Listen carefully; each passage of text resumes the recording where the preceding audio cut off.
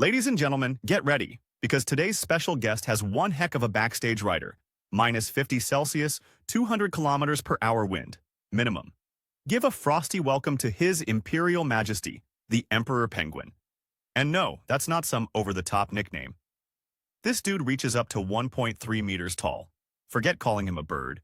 He's basically a grown man in a tux who's just blanked on his lines and now stands there, lost. We're talking up to 50 kilograms. A full-on heavyweight, not your skinny teenager. Imagine a bar fight. One of the contenders is a penguin. Suddenly, all bets are off. This bird has the strongest muscles in the entire avian kingdom. No, he can't fly. But with that chest, he could totally be a bouncer at Antarctica's most exclusive ice club. The fit? Timeless. Black tux, white shirt, ready for any high-profile event. Whether it's an awards night for Best at Surviving, or a neighbor's funeral after a killer whale snack. And check out the bling, a blazing yellow-orange tie under his chin, screaming, "Yeah, I live in a frozen hell, but hey, I've got style." The chicks.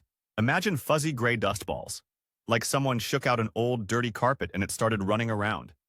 These birds live in the most savage place on Earth. Forget bad weather.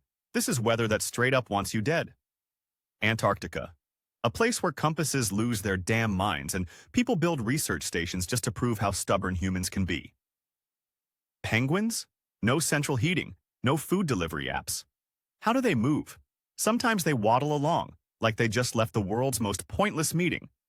But my favorite move is when they belly flop and slide across the ice, shoving themselves with their feet in flippers. Genius. Why walk when you can literally be your own sled? That's peak laziness and max efficiency rolled into one. If we could pull this off in real life, waiting in bank queues would be a party. Penguin cuisine is only in the ocean. They dive in strike teams like aquatic special ops, storming fish schools and snatching everything that moves. No tactics, just chaos. Small catch, down the hatch, big catch. Dragged to the surface for a private dinner. It's like you at a restaurant. Salad goes quick, steak needs its moment. Now the depths they hit? Next level. Documented record, 564 meters. I repeat, 564 meters. That's deeper than some military submarines can manage.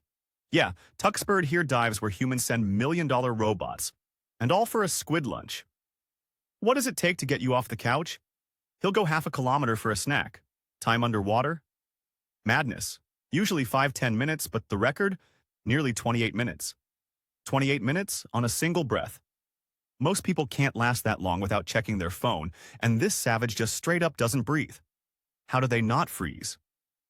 These social masterminds huddle into mega-dense packs. So dense, it can be plus 35 degrees inside when it's 20 degrees outside. That's not a crowd. That's a mobile sauna. And they keep rotating. Outer penguins move in, toasty penguins shuffle out. World's fairest heating system. No one left freezing alone. It's basically a perfect society. So, meet your bird. Living contradiction. Looks like a comedy legend. Lives like an elite survivalist, deep sea diver, and social engineer. And we haven't even talked family drama yet. Let's talk relationships, because if you think your own love life's a mess, wait till you hear about the emperor penguin. These maniacs decided breeding in summer is for wimps. Real heroes mate in the dead of Antarctic winter. That's minus 50 degrees, 200 km/h wind, and zero romance. Unless your idea of a date is extreme sports and hypothermia weather. It all kicks off in May-June. The birds gather into colonies, start pairing up. Cue: shrieking, fighting, flapping. Basically a Friday night at any dive bar, except swap the beer for ice and the music for howling gales. Once the drama's over, the female lays a single egg. That's it, one shot. All that hustle through ice deserts, just for one egg. It's nearly half a kilo, the size of an XL avocado. Here's where it gets wild. The mother, who hasn't eaten in 6 or 7 weeks, carefully rolls the egg to the father with her beak. This is their hold your breath moment. Drop the egg and you've got 1, maybe 2 minutes before it freezes solid. Done. Game over. Whole year's work, gone. No second chances, absolute nightmare. If the handoff succeeds, mom's basically like, "All right, I'm off to the store, see you in a couple of months," and bails to the ocean. a 100-kilometer food run. Dad's left standing solo, egg balanced on his feet. His personal hell begins, standing in hurricane winds, guarding that egg in a special skin pouch, not eating. At all. He can stand there for more than 2 months, sometimes 100 days. Just standing. Waiting. To survive, the dads form their famous turtle huddle. Shoulder to shoulder, heating each other and the eggs. Congrats, you're now in the world's most hardcore dad club. No car chats, no football talk. Just silent, shared suffering for the next generation. He loses up to 40% of his weight. He starts as a chunky gent, ends up a hollow-eyed ghost. 3 to 4 months of straight-up starvation. His only job? Don't drop the egg. Don't fall asleep. Don't collapse. Don't freeze to death. This isn't just parenting. It's straight-up heroism. When the female finally returns, fat and happy, she finds her guy by his call, among literally thousands of equally deadbeat dads. No phones, no GPS, just a unique scream, like finding your friend at a rave where everyone's got the same outfit and everyone's losing their minds. And it usually works. Now comes Act 2. Dad, now a shivering skeleton, has to hand over the just-hatched chick, or egg, if the chick is late, to mom. Then he staggers off on his vacation, starving, dizzy, and ready to demolish the Antarctic buffet. This isn't a family. It's the most savage survival relay ever. Next time you whine about a sleepless night with your kid, remember the Emperor Penguin dad. At least your fridge isn't 100 kilometers away. So dad's finally off on his hard-earned vacation at the bottomless buffet, while mom is left with their brand-new chick. This baby hatches at about 300 grams, basically a squeaky, hungry stick of butter. But what if mom goes missing on her all-you-can-eat fish tour? Dad, who hasn't eaten in 4 months, performs a straight-up miracle. His body produces milk. Not actual milk, but a special protein-packed cottage cheese-like goo made right in his esophagus. The chick can survive a few days on this last resort menu. Dad, literally starving to death, gives up even his last reserves to feed his kid. That's next-level epic. When mom finally returns, she regurgitates gourmet cuisine, half-digested fish and krill, directly from her stomach to the baby. For 3 weeks straight, she does all the parenting while dad tries to piece himself back together. Then, it's swap time again. Perfect partnership, forged in pure necessity. But at around 5 weeks, chicks outgrow mom's pouch. They get way too big and clumsy. Enter the first day at school. Dozens, then hundreds, then thousands of chicks are crammed together into massive creches, warm, kid-only piles, while both parents go out hunting. Adult penguins patrol the perimeter, like bouncers at the rowdiest preschool on the planet. Here's where penguin society gets dark.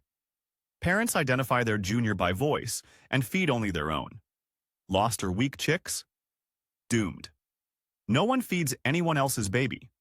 Worse, females who lost their own chicks sometimes snap and try to steal another, sparking hectic brawls. Several desperate moms might wrestle over a single chick in the chaos, leaving the poor kid trampled to death in the mob. Brutal, but true. A grief-crazed bird can end another chick's life chasing an emptiness she can never fill. Even if she succeeds, she quickly gives up. The chick starves because she can't feed it. Abducted, dumped, and pretty much doomed to die. Orphans never make it. They shamble around the colony, trying to tag along with adults, but everyone chases them off. Eventually, they freeze or starve. Alone. So that adorable fluffball from cozy documentaries? It grows up in a place where even one wrong step from mom or dad means instant death, and your neighbor might stomp you flat out of sheer grief. This isn't a nursery, it's a ruthless survival boot camp, and graduation literally means living to see another day. Now, how does Tuxedo Bird here not just freeze solid? Emperor penguins pack more survival tech than half the Marvel universe. First, the feathers. These aren't just feathers, they're high-density thermal armor, blocking up to 90% of heat loss. Under that, a fat wad of down. Under the skin, 3 centimeters of blubber. It's like wearing 3 puffer jackets and a wetsuit, 24/7. And this setup is smart. On land, special muscles fluff the feathers up, trapping air and locking in warmth. In water, The feathers sleek down, creating a waterproof, slick surface. The penguins literally got built-in thermal undies and a dive suit. But wait, more magic. Superpower number 2, thermoregulation. He can hold a steady body temp, like a boss, without ramping up his metabolism from 10 degrees all the way to plus 120 degrees. Which means he only needs to burn emergency energy when things get truly hellish. Then, he ratchets up metabolism, shivering, moving, burning fat. All without batteries or electricity. It's like a built-in Tesla climate control, nature edition. But cold is only half the fight. The other enemy? Pressure. Dive 500 meters deep, and you're getting squished by 40 times more pressure than on the surface. A human's lungs would basically detonate, but penguin bones are solid, not hollow, like in other birds. So no barotrauma. He's just built like a cold, flappy tank.